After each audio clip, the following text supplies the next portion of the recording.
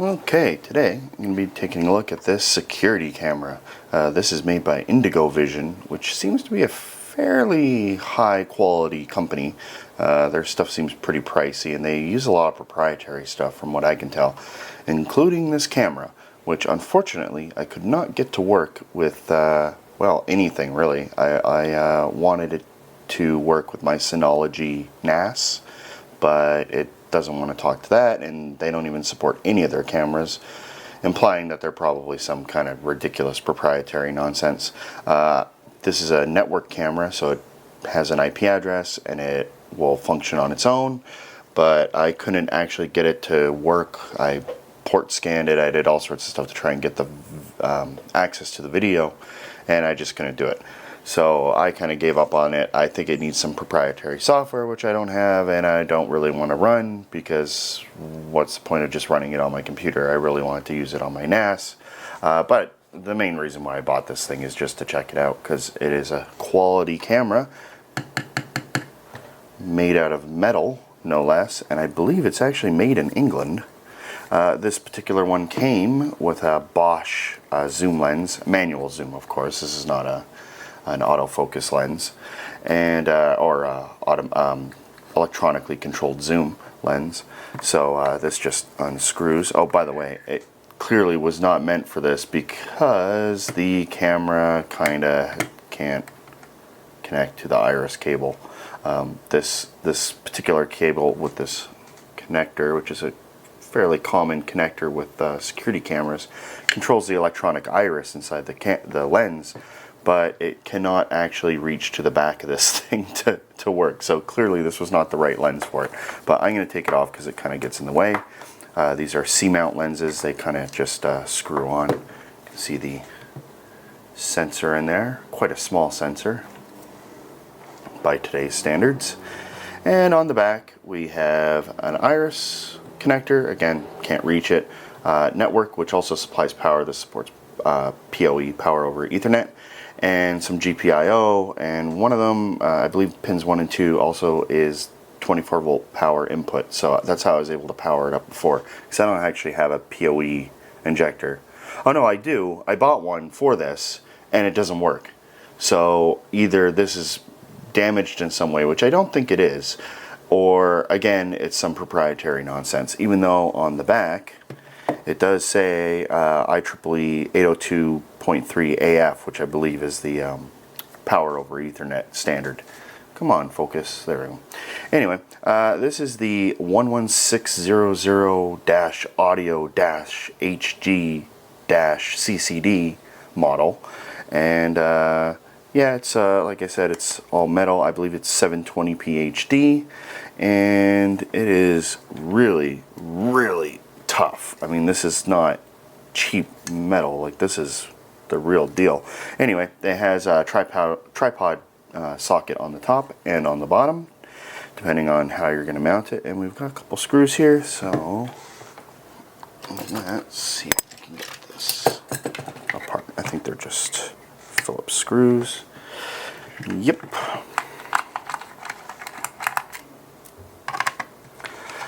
This camera kind of represents one of those technologies that, or one of those devices that got completely left behind. Not that HD security cameras have gone anywhere, but this particular one, I've opened it up before, is ridiculously expensive to make. I mean, it must have cost a fortune. I mean, if I recall correctly, there's a big FPGA in here and all sorts of crazy stuff. And now I'm sure an HD security camera is basically just a camera controller and not much else, just the CCD. But you'll see that this thing clearly produced quite a bit of heat and cost quite some amount of money to make, because you know, metal, heat sinks, all that kind of stuff. So we've got some thermal compound on the top of this very, very tough upper case.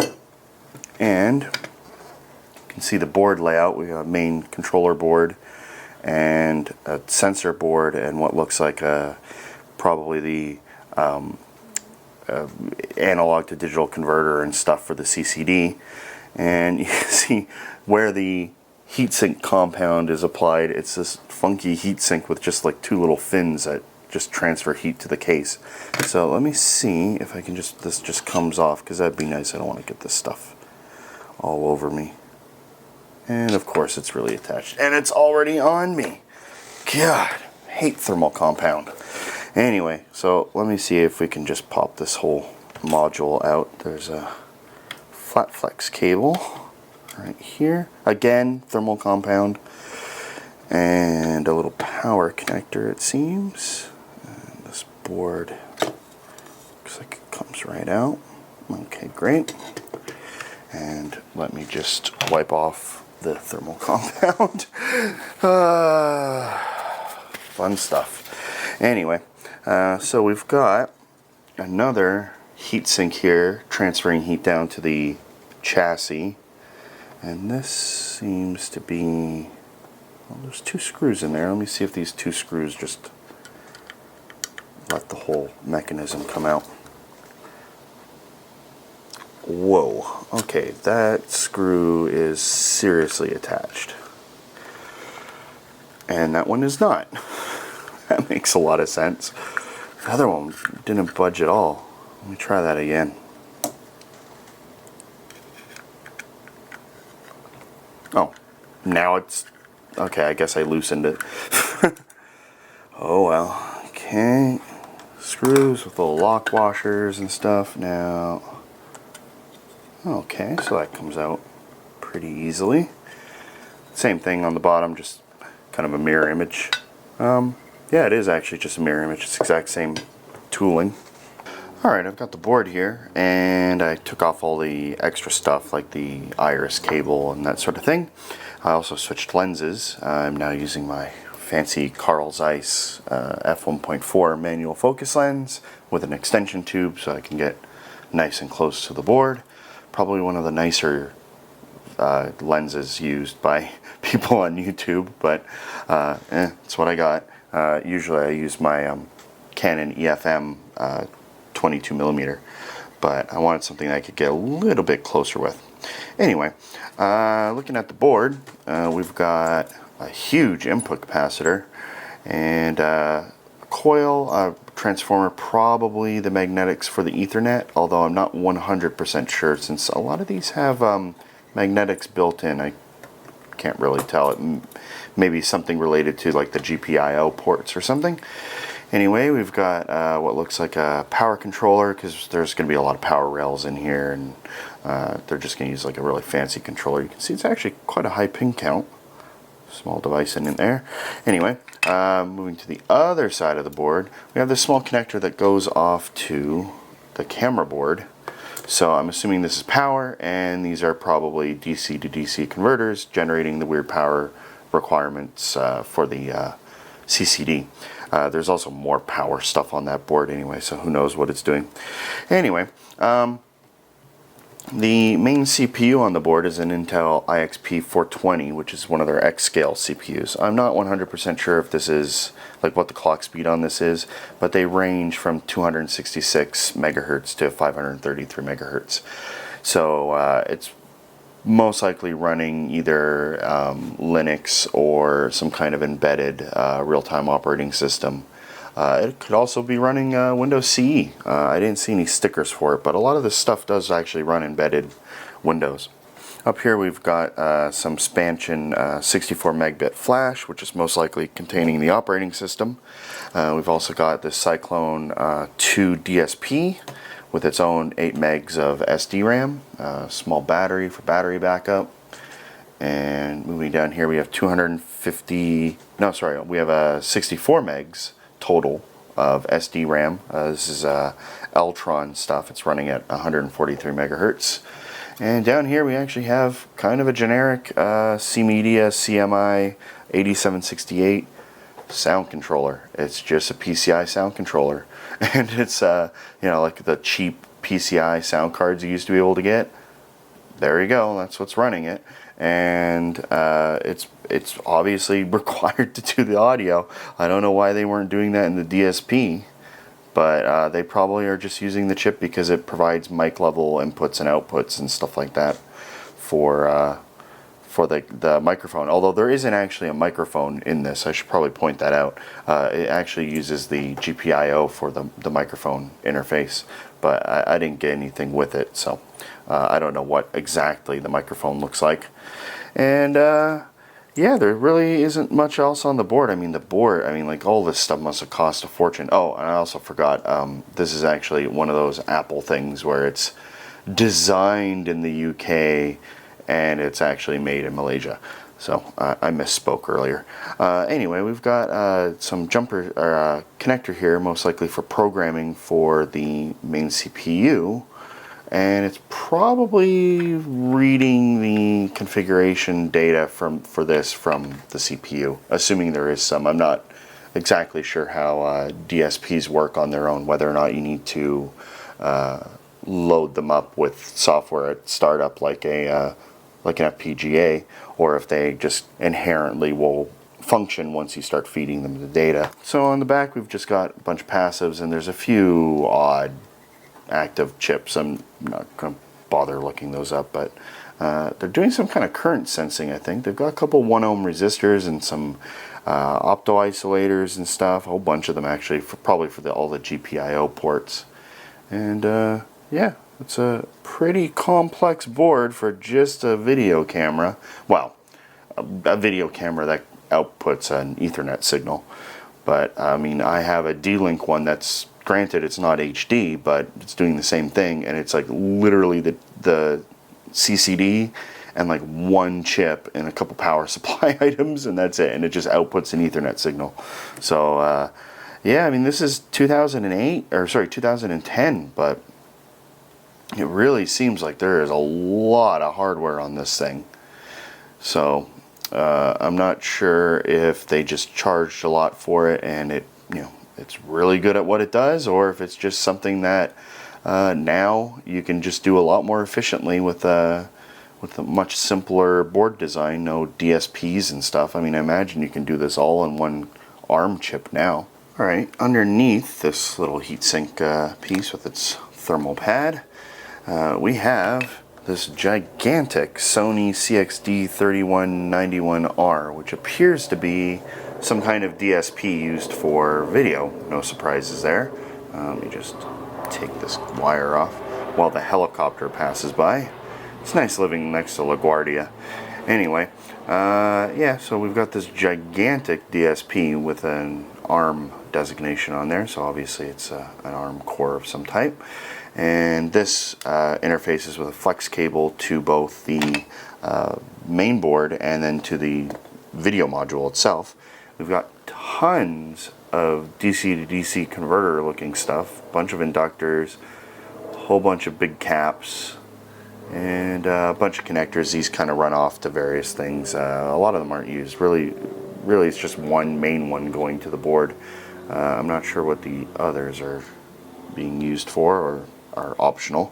This looks like a Renesas microcontroller, and under here there's some more SD RAM. So it's obviously doing some kind of buffering and encoding of the raw CCD data and then transferring it over to the DSP and the main CPU for encoding into a network stream.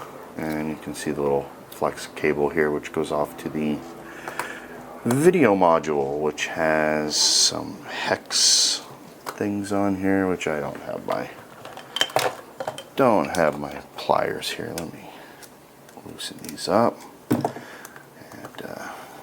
see what we got under here. Now I think this is just a heatsink for the CCD. I don't think there's actually going to be another chip under here. Okay, so this is the lens mount. Very basic, just screw type. Nice brass though. Most of the security cameras I've messed around with are cheap plastic. But this has, okay, comes right off. There's some thermal pads and stuff under here. Little barcode, just covering up some more, well, it looks like more DC to DC converter stuff. And Sony chip. And another Sony chip. So presumably these are just like amplifiers and stuff for the CCD. And there's a wire running along here. I wonder where this is going.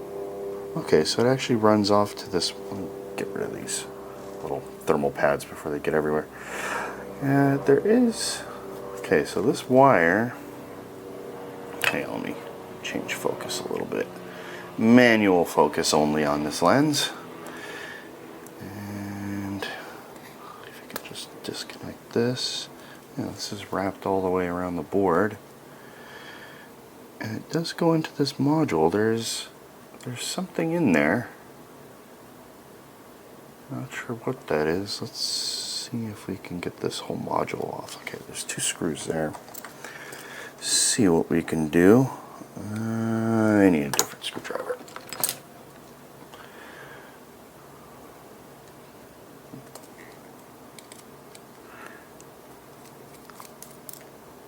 Not too worried about destroying the CCD on this if it happens. Like I said, I've already thoroughly tried to get this thing working. Wow, this is a really neat CCD. Hang on, we'll get to that in a second.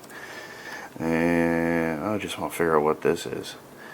This actually might be a microphone. Maybe it does have a microphone on it. Let me use my little pinchy tool and see if I can just pop this in. Oh, there's another screw here. Hang on, let me see if this helps at all. Like, this is just like the frame for the. Oh, there is something there. There's probably an IR filter in there. Maybe hard to tell, but there is actually. Oh no, it's glass. So it might be. Yeah, it could be the IR filter or something. Okay, so that unscrews this. Who is this made by? Fujina? Huh, never heard of them. Anyway, okay, so this comes off. Then we've got this module that's sealed up. Well, it's clipped shut. Let me see if a really tiny slot screwdriver will help us. And okay. Birds are going crazy at the bird feeder. Oh, right. Oh, it's actually okay. Here, let me see how close we can get on this. How close can it go? Okay. Well, I've already got a fingerprint on it. So this is actually the motor. Well, it's like a magnetic actuator, which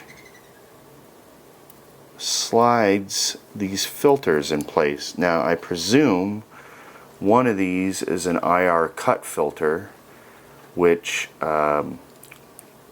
during the day you don't want any infrared coming into the lens because you're going to be recording in color, and just in general you just don't want the infrared just flooding the lens.